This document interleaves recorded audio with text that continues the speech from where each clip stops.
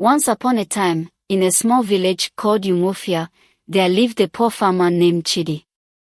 Chidi was not rich, but he had a loving family, his wife Adanna and their 3 children, 2 sons, Emeka and Obinna, and a beautiful daughter named Amara. Chidi worked hard every day, tilling other people's farms to feed his family. Adanna sold vegetables in the market to help make ends meet. Despite their poverty, their home was filled with love and laughter. One day, the village chief, Obi, announced a big feast. Everyone was excited, including Chidi's family. But Chidi felt sad because he couldn't afford new clothes for his children to wear to the feast. On the day of the feast, Chidi's old friend Nnamdi came to visit. Nnamdi was now a rich trader. He looked at Chidi's shabby hut and said, "Chidi, my old friend, why do you still live like this? I know a way you can become rich overnight." Chidi was surprised. "How, Nnamdi? Tell me, please."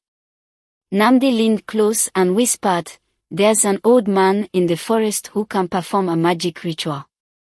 It will make you rich, but you must keep it a secret." Chidi felt both excited and scared. He thought about his family's struggles and the feast they couldn't properly attend. "What do I need to do?" he asked. Nnamdi smiled. "Meet me at the edge of the forest tonight. Bring a white chicken and 7 coins." That night, after his family was asleep, Chidi snuck out with a white chicken and 7 coins. His heart was pounding as he walked to the forest edge. Nnamdi was waiting. He led Chidi deep into the dark forest. They came to a small hut where an old man with white hair sat. The old man looked at Chidi with eyes that seemed to glow in the dark. "So, you want to be rich?" the old man asked in a creaky voice. Chidi nodded, trembling. The old man took the chicken and the coins. He started chanting in a language Chidi didn't understand. Suddenly, the chicken turned into a pile of gold coins. Chidi's eyes widened. The old man handed him the gold and said, "Take this. More will come. But remember, there's always a price to pay." Chidi ran home, his heart racing with excitement. He hid the gold under his sleeping mat. The next morning, Chidi found even more gold under his mat. He couldn't believe his eyes. He told Adanna that he had found a hidden treasure in the forest. Soon, Chidi's family had new clothes, plenty of food, and a big new house. The villagers were amazed at Chidi's sudden wealth. His old friends, who used to look down on him, now wanted to be close to him. But strange things started happening. Chidi began having terrible nightmares. He dreamed of the old man in the forest, asking for something in return. Chidi would wake up sweating and scared. One day, the old man appeared at Chidi's new house. "It's time to pay the price," he said with an evil grin. Chidi felt a chill run down his spine. "What price?" he asked, his voice shaking. The old man pointed at Amara, Chidi's beloved daughter. "Bring her to the forest tonight, or you'll lose everything, your wealth, your sanity, and your life." Chidi was horrified. He couldn't sacrifice his daughter. But he was also terrified of losing everything and going mad. What should he do? As the sun began to set, Chidi paced in his room, torn between his love for his daughter and his fear of losing everything. Adanna noticed something was wrong, but Chidi couldn't bring himself to tell her the truth. With a heavy heart, Chidi decided he had no choice. He prepared a special drink, just as the old man had instructed. His hands shook as he called Amara. Chidi called out to Amara, his voice trembling, "Amara, my dear daughter, come here for a moment." Amara came running, her bright smile warming Chidi's heart and making his task even more difficult. "Yes, Papa," she said, looking up at him with trusting eyes. Chidi's hand shook as he held out the special drink. Amara, I need you to drink this. It's a special medicine to make you strong. Amara hesitated, her smile fading a little. But Papa, I don't feel sick. Do I have to? Chidi felt his heart breaking. Yes, my dear. It's very important. Please, drink it for Papa. Reluctantly, Amara took the cup and drank the liquid. Almost immediately, her eyes began to droop, and she swayed on her feet. Chidi caught her as she fell unconscious. With tears streaming down his face, Chidi picked up his sleeping daughter and quietly left the house. The moon cast eerie shadows as he made his way to the forest, each step feeling heavier than the last. As Chidi approached the old man's hut, he heard a rustle in the bushes behind him. His heart raced, thinking someone might have followed him. But when he turned, he saw nothing. The old man was waiting in the clearing, a wicked smile on his face. You've made the right choice, Chidi, he cackled. Now, place her on the altar. Chidi looked at the stone altar, decorated with strange symbols. His arms tightened around Amara. I can't do this, he whispered. The old man's eyes flashed with anger. You must. Or everything you love will be destroyed. Just as Chidi was about to place Amara on the altar, a voice rang out from the darkness. Stop, Chidi.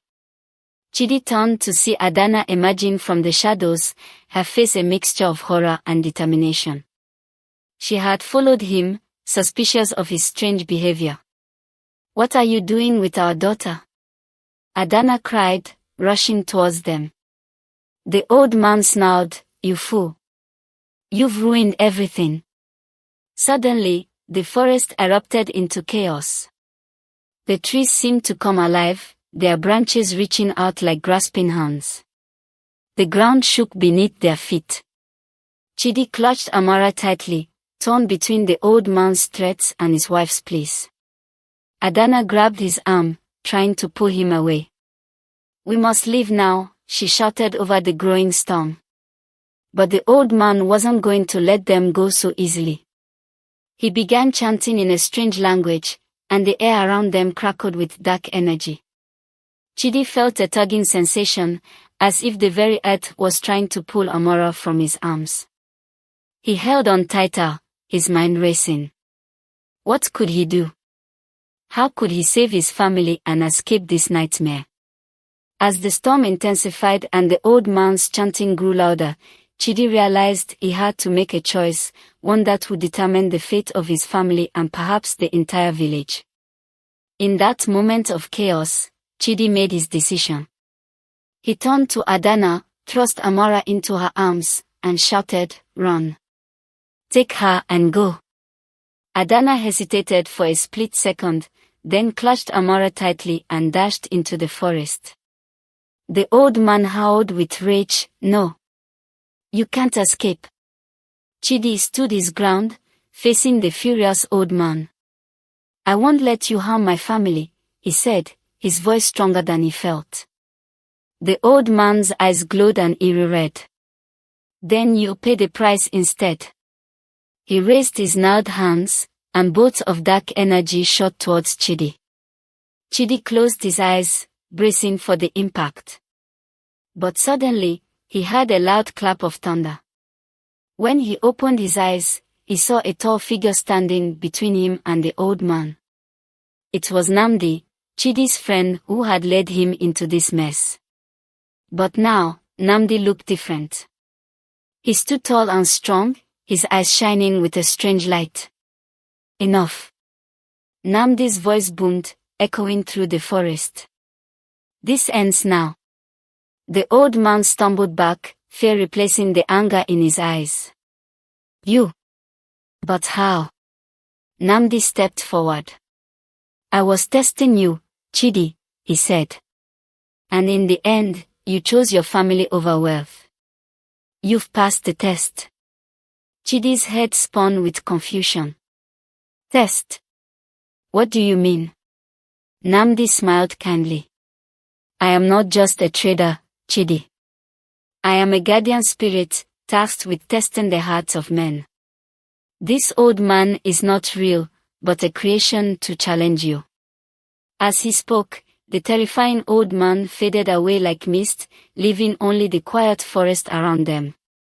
Chidi fell to his knees, overwhelmed. But the gold, the wealth. It was all an illusion, Nnamdi explained. The true wealth was always in your heart, Chidi. Your love for your family, your willingness to sacrifice yourself for them, that is worth more than all the gold in the world. Just then, they heard voices calling from the forest. Adanna emerged, carrying the still sleeping Amara, with the entire village behind her. They had all come searching when they realized Chidi and his family were missing. As Adanna reached Chidi, Amara began to stir in her arms. The little girl opened her eyes, unharmed and unaware of what had transpired. The villagers gathered around, confused by the scene before them. Nnamdi raised his hand for silence and began to speak, his voice carrying a power that held everyone's attention. People of Umuofia, he said, you have witnessed a great lesson tonight. Chidi was tempted by wealth and nearly lost everything, but in the end, he chose love over riches. Remember this, true wealth lies not in gold or possessions, but in the bonds we share with one another. The villagers murmured in amazement, looking at Chidi with new respect. Even those who had once looked down on him now saw him differently. Chidi hugged his family close, tears of relief and joy streaming down his face. He had learned a powerful lesson, one that would change not only his life but the lives of everyone in Umuofia. As the first light of dawn began to break through the trees, Nnamdi turned to Chidi with a mysterious smile. Your journey is not over, my friend, he said. In fact, it's only just beginning. Nnamdi's words echoed in Chidi's mind as they all walked back to the village. The sun was rising, casting a golden light over Umuofia. As they reached the village square, Nnamdi gathered everyone around. Chidi, he said, his voice carrying across the crowd, you have shown great strength of character. The gods have seen your heart, and they have a task for you. Chidi looked at him, puzzled. A task? What kind of task? Nnamdi smiled. You are to become the new chief of Umuofia. Your wisdom and love for your family and community will guide our people to prosperity. The villagers gasped, then began to cheer. Chidi was stunned. But I'm just a poor farmer. How can I be chief? It is not wealth that makes a good leader, Nnamdi replied, but a good heart and a wise mind. You have both. Over the next few weeks, Chidi learned the ways of leadership from Nnamdi and the village elders. He worked hard to improve life in Umuofia, always remembering the lesson he had learned in the forest. Under Chidi's guidance, the village flourished. He encouraged everyone to work together, share their skills, and help those in need. Umuofia became known throughout the land as a place of kindness and prosperity. Chidi never forgot his humble beginnings. He and Adanna taught their children the value of hard work, honesty, and compassion.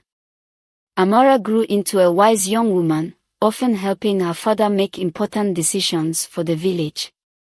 Years passed, and Umuofia continued to thrive. Chidi's hair turned gray, but his eyes remained bright with wisdom and kindness. One evening, as he sat with his family and the village elders, telling the story of his great test in the forest, he realized it was time to share the moral lessons he had learned. Chidi stood up, his voice strong despite his age, and addressed the gathered villagers. My dear people of Umuofia, let us always remember these important lessons. 1. True wealth is not found in gold or possessions, but in the love we share with family and friends. 2. Greed can blind us to what truly matters in life. always choose love and integrity over easy riches. 3. Every choice we make has consequences. Think carefully before making decisions that could harm others or yourself. 4. Our community is our strength. When we work together and help one another, we all prosper. 5. Leadership is not about power or wealth, but about serving others and making wise choices for the good of all. Let us carry these lessons in our hearts always, and teach them to our children, so that Umuofia may continue to thrive for generations to come. As Chidi finished speaking, the villagers cheered and applauded. They knew that these words of wisdom would guide them long after Chidi was gone. And so, the story of Chidi, the poor farmer who became a wise chief, was told and retold, becoming a cherished legend in Umuofia and beyond.